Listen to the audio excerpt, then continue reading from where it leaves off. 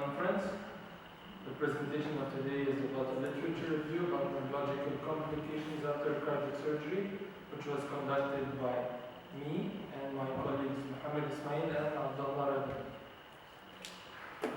My presentation is going to talk about the objectives of our literature review, the methodology we followed, epidemiology, etiology and risk factors of these complications, categories which these complications can be divided into, how to reduce them, and our conclusion.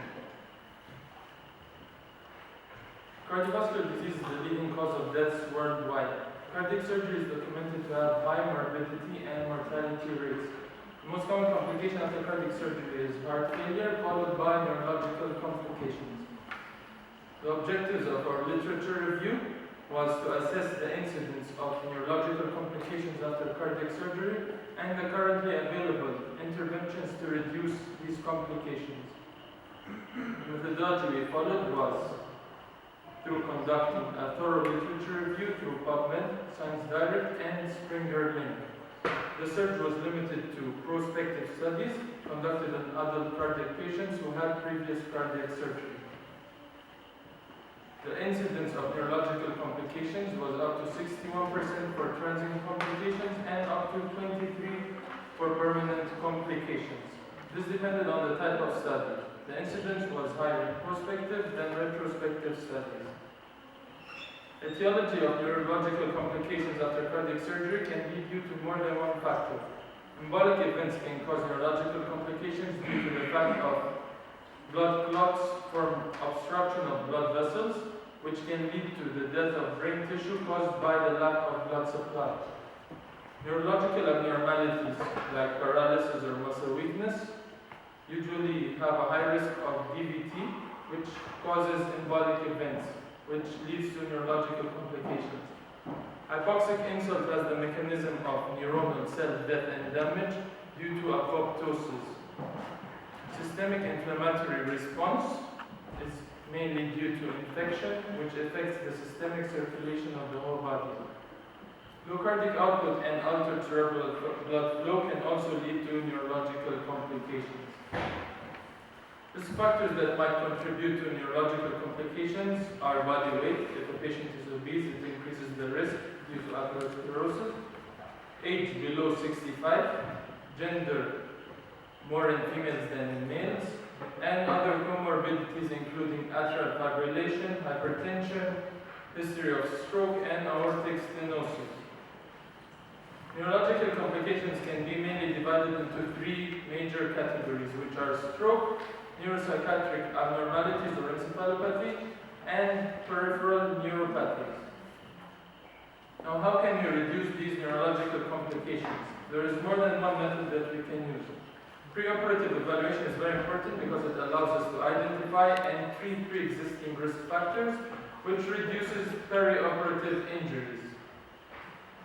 Aspirin is also very useful because it helps us prevent thromboembolic complications, but in the case of usage of aspirin, the doctor needs to balance the benefits and risks of aspirin because it has a side effect of bleeding complications in cases of patients undergoing coronary artery bypass graft. The less invasive the surgery is, the shorter and faster the recovery time is going to be for the patient.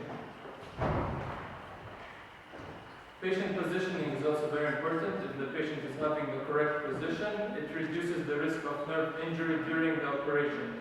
Usually cardiac patients are placed supine with their arms either abducted less than 90 degrees or tucked to their side. Intraoperative monitoring modalities are very useful too. For example, electroencephalography, EEG, and transesophageal echocardiography, TEE, are used to prevent neurological complications during surgery. In conclusion, we can say that although precise measures are taken during cardiac surgery, but unfortunately, some patients will still have neurological complications. Surgical practices, advanced equipment, and pre-operative assessment and management of patient risk factors contribute to the reduction of these neurological complications after cardiac surgery. Thank you all. I'm willing to volunteer questions or any comments about my presentation? One question. How many studies did you do? And did you have any time restrictions when you selected the studies?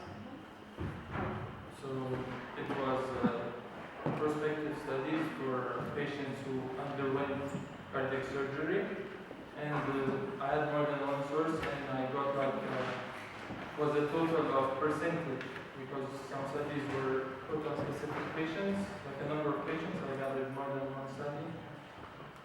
So you only reviewed prospective studies. Prospective studies. Because you had a slide comparing prospective versus retrospective studies, if I'm not mistaken.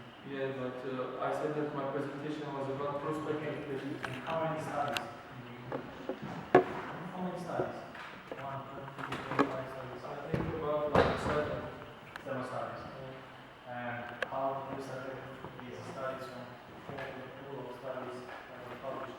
Because it depended if the patient had cardiac problems and underwent cardiac surgery and had neurological complications after his cardiac surgery. Because not all patients will have neurological complications, so the studies were limited to patients who had neurological complications. Did you also have a time limit? I mean, did you, including your review, studies from 20 years ago, 10 years ago, 1 year ago?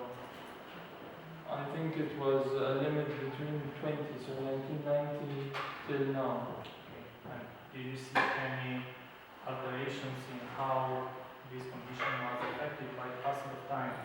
Any modifications in the medical protocols involved? It depended on the neurological complication he had.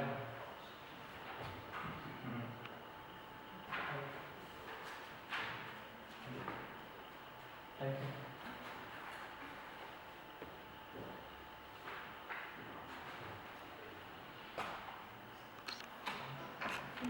Next